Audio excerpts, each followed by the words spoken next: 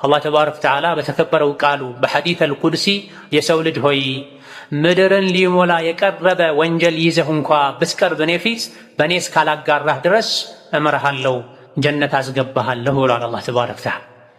ተውሂድ ትልቁ የምህረት ሰበብ ነው።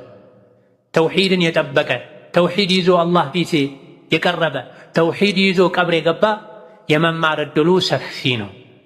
ተውሂድን ትቶ ተውሂድን አጥቶ ቀብር የገባ አላህ ፊት የቀረበ የመማር ዕድሉ የአላህን እዝነት የማግኘት ዕድሉ ዜሮ ነው።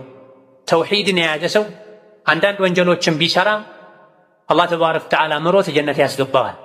ባይምረው እንኳ በተውሂዱ ምክንያት ትንሽ ቀጥቶ አውጥቶ ጀነት ያስገባዋል።